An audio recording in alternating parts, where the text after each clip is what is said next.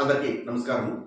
ఈరోజు ఈ వీడియో ద్వారా జన్మ జాతక చక్రాన్ని పరిశీలింప చేపించుకోవడము, జాతకములో ఉన్నటువంటి దోషాలను నివారణ చేసుకోవడము, అసలు జాతక పరిశీలన ఎందుకు చేపించుకోవాలి అనే విషయం గురించి కొద్దిగా తెలుసుకుందాము.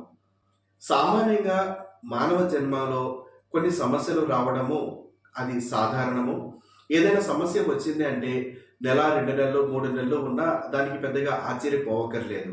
విద్య సంబంధించి ఇది చిన్నతనంలో సాధారణంగా ఉన్నప్పటికీ కూడా అది ఇంటర్ చదివిన తర్వాత లేదా డిగ్రీ వెళ్ళిన తర్వాత లేదా ఇంటర్ తర్వాత వివిధ కోర్సులు తీసుకోవాలనుకున్న వారు తీసుకున్నటువంటి కోర్సు వాళ్ళకి అనుకూలంగా లేకపోవడము, వారి యొక్క ఫలితాలు వ్యతిరేకంగా ఉండడము, పరీక్షా సంబంధ విషయాలలో లోటు కలగడము, వారు పురోగతి లేకపోవడం కాక మానసికంగా ఒత్తిడి అధికంగా చూస్తూ ఉంటారు. కాబట్టి మీ పిల్లలు 10వ తరగతి వరకు బాగానే చదివినా లేదా 10వ తరగతి వరకు కూడా బాగా చదవటం లేదు అనుకున్నా, వారు అధికంగా ఒత్తిడి పడుతున్నారు అనుకుంటే వారి యొక్క జన్మ జాతక చక్రంలో ఉన్నటువంటి నక్షత్రం ప్రకారము వారు ఎటువంటి విద్యలోకి వెళితే వారు ముందుకు వెళ్ళగలుగుతారు అనే విషయం తెలుసుకోవాలి. అది తెలుసుకున్న పిదప మీరు ఎటువంటి నిర్ణయం తీసుకున్నా కూడా వాళ్ళకి చక్కగా ఉండి వారికి జీవితాంతము కూడా చక్కగా వారికి చదివినటువంటి చదువు వారికి చేదోడు వాదోడుగా ఉండడానికి అవకాశం ఉంటుంది.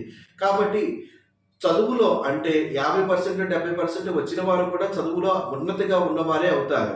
కానీ ఎంత చదివినా కూడా ఉదాహరణకు 100 మార్కులకు వాళ్ళకి 20 నుంచి 30 వరకే వస్తున్నాయి, ఏది చూసినా కూడా ఫెయిల్ అవుతున్నారు అనుకున్న వారికి జన్మజాతక చక్రాన్ని విద్యపరంగా చూపించవచ్చు. లేదా సుమారుగా 40% వస్తున్నాయి అనుకున్న వారికి కూడా జన్మజాతక చక్రాన్ని చూపించడం మంచిదే. కానీ 50కి పైన వస్తున్నాయంటే అది సర్వసాధారణం అనేది గమనించండి. జన్మజాతక చక్రాన్ని పరిశీలన చేయించుకోవాలనుకున్న వారు ఎవరైనా కానీ మా యొక్క మొబైల్ నంబర్ 94949621 సంప్రదించవచ్చు.